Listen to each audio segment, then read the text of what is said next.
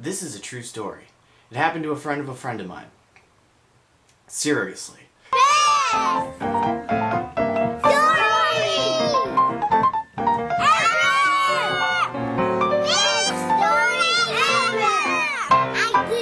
Jen was house sitting for this family who was vacationing down in Florida.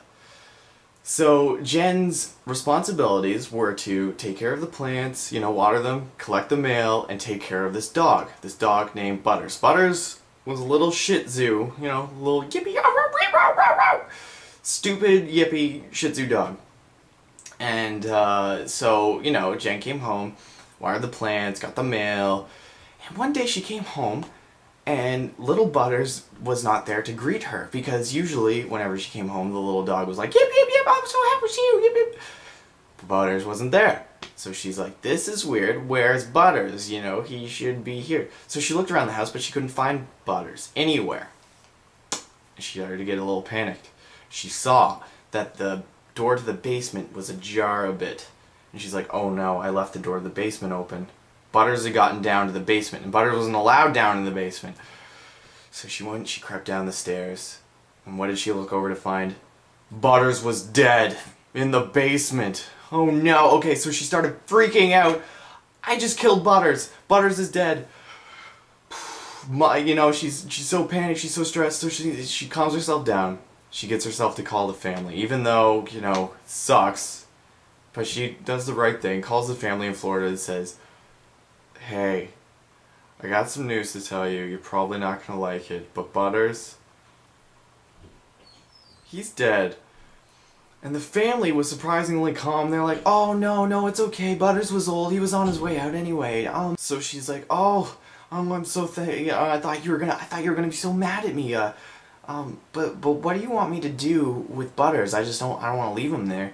And the family told her, well, can you call the veterinary's office and book an appointment for a cremation? We've always wanted to have our dog cremated. We love it so much, and we've talked about it. Can you just call the veterinary's office, book an appointment for when we get home? And Jen's like, okay, I guess I can do that. A little weird getting a dog cremated. So she calls the veterinary's office and tells them that she needs an appointment for a cremation, and the veterinary's like, oh yeah, we talked about this with the family a long time ago. But the thing is, we're all booked up, like all summer.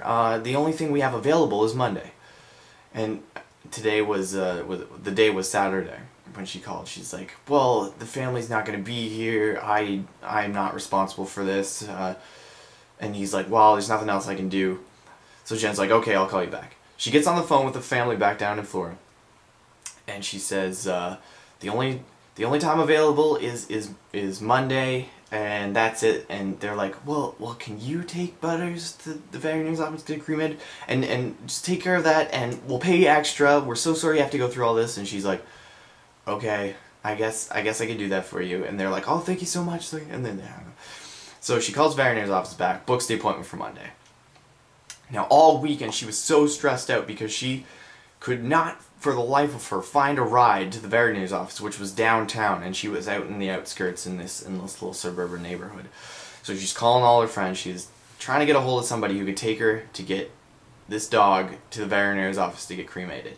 Nobody would take her. Everybody's like bailing on her. They were so busy, so she couldn't get a hold of any friends. Jen didn't have a car. She was commuting by bus. And so she's like, well, I guess I could take the bus with Butters. And so Monday rolled around, and she had found a suitcase down in the basement about this big that she put Butters inside, wrapped in a garbage bag, to take him onto the transit, the city bus, to take Butters to the veterinarian's office to get cremated.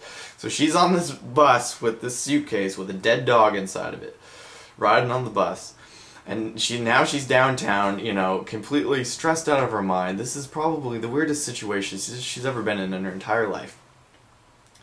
So now she is just 20 blocks away from the veterinarian's office, just a subway ride away.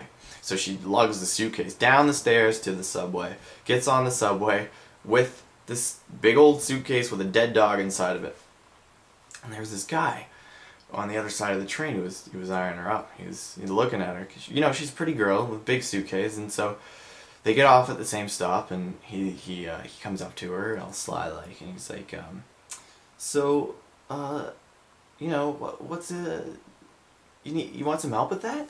And she's like, yeah, I really could, because the suitcase has gotten heavy by now. She's been lugging this thing for a while. So the stranger helps her carry the suitcase up the stairs, and he's making small talk with her, and he asks, so what's in the suitcase? And she gets a little panicked, and she doesn't want to tell him that there's a dead dog in there, so she tells him, it's a family heirloom, I'm taking it to storage for them to put away. And he's like, oh, okay, right, cool. So he helps her get the suitcase up to the top of these subway stairs. And then, as they get to the top, he starts getting all shifty-eyed, looking back and forth and around, and she's like, you know, getting a little weirded out. Then, he looks her dead in the eyes and punches her in the chest, and she goes flying backwards, rolling down the stairs, while he takes the suitcase and runs off with it because he thinks it's a priceless family heirloom. Jen is rolling down the stairs in hysteria because now this guy is made off with dead Butters in the suitcase. Of course, she is losing her mind, and all she can do is laugh. And here's Jen laughing at the bottom of the subway station, absolutely in shock that this situation happened to her somehow, and this guy is now going to get home and open up the suitcase to think that there's a priceless family heirloom, and it's going to be a dead Butters. And that is the best story ever. And also, some shameless self-promoting. If you like t-shirts, like I like t-shirts, all the shirts in the AndrewBravener store, the districtline.com/Andrew-Bravener, everything's on sale, like as much as $5 off on some of the shirts, so some of them are $10. Anyway, if you want a shirt, if you were hesitating about buying one then, you should buy one now because they're on sale, they're all going really quick. So yeah, go get one, be awesome, be cool, be in school. Meow, see ya.